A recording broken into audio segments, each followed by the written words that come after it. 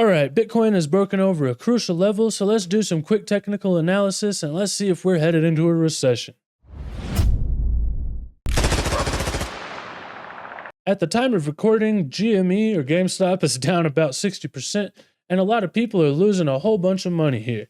Unfortunately, a lot of people bought into this mania and this hype, but as I said in my previous video, whenever we see a gap like this, a lot of times it's going to fill that. So I'm still sticking with my thesis that if it comes down to around 20 cents or so, I might buy a little bit of a YOLO bag, but it's never a great idea to buy on a big pump like this.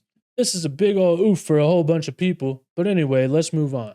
Bitcoin is broken above that 50-day moving average that I said I was waiting on, and it did actually close the day above it yesterday.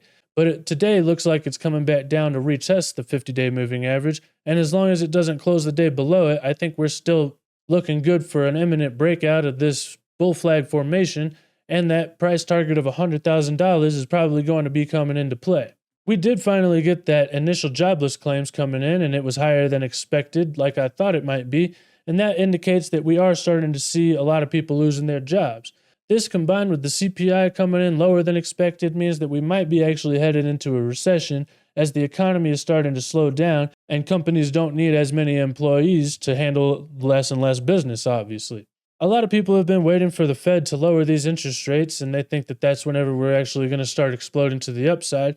But in my opinion, the thing to actually look at is probably the Fed balance sheet.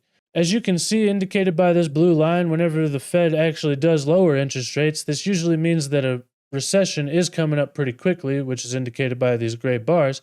And if you look at this chart, the red bars are actually the Fed funds rate, and obviously the gray bar is still the recession, but this blue line is the S&P 500. So as you can see, sometimes it does have a short-term pump right after the Fed starts lowering those interest rates, but whenever it does head into a recession, the S&P 500 doesn't tend to do very good. This is probably what we're going to be seeing again whenever the Fed lowers interest rates this time, because whenever they do that, they're doing it because they're trying to stimulate the economy because they're seeing cracks forming in the system. Larry Fink, the CEO of BlackRock, the biggest asset manager in the world, along with pretty much all Bitcoin maxis, and myself also, believe that possibly Bitcoin might actually act like a flight to safety in this recession. And for this reason, I'm going to take Michael Saylor's advice, and I'm not selling any of my Bitcoin.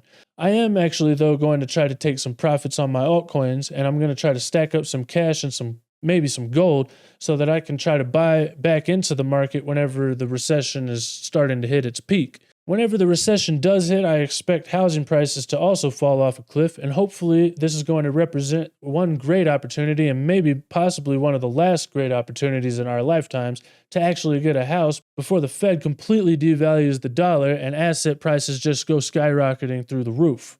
Another really great indicator that a recession is actually coming up pretty soon is that the inverted yield curve has finally started to steepen. It hasn't gotten back over this 0% line yet, though, and whenever it does, I expect that's when the recession is going to really take off. But I want to clear something up real quick. I actually do think that we've been in a severe economic downturn, but since the government changed the definition of a recession, they're not actually going to call it one until the shit really hits the fan. As I said back whenever they changed the definition, I thought then we were headed into an economic downturn, but that they expected it to get a lot worse, and they didn't want to change it from a recession into a depression. So they're saving the recession term for whenever we actually are in a depression so that they don't actually have to call it one. Anyway, that's just my little speculation, but I digress. Whenever we see this 210 yield curve actually break above the 0% mark, that means that we're headed into a recession probably pretty quickly, but as you can see, it can continue to steepen before we do hit the recession. Currently, we're not even above the 0% mark, so I'm not going to start panicking until we get there.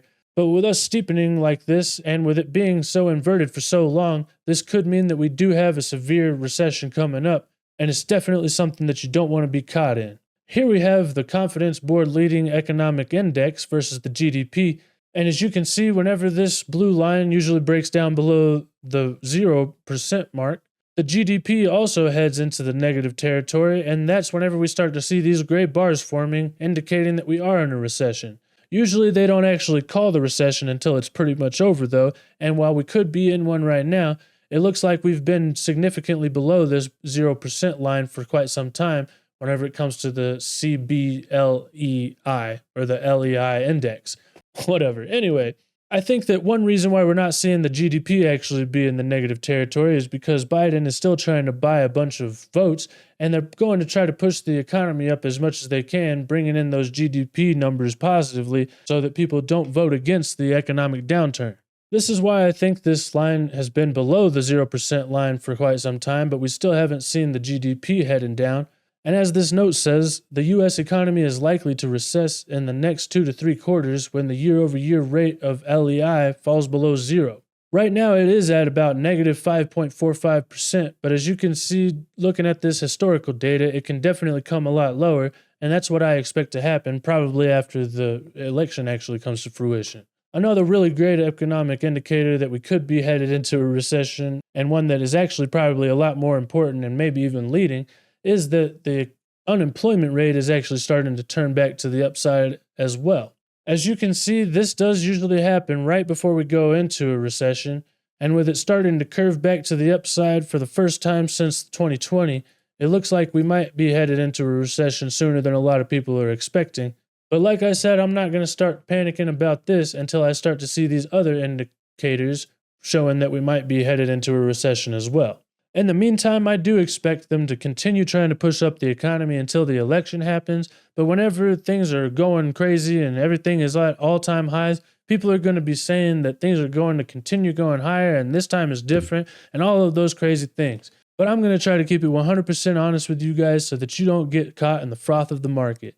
So let me know what you guys think in the comments. Are we actually headed into a recession, or have the Fed actually pulled off a soft landing or no landing? And are we headed into a new business cycle and no recession is on the way? Either way, thank you guys so much for watching, and don't forget to hit that like and subscribe button if I brought you value. But most importantly, don't forget to do only good every day, and I'll see you guys next time. Bye.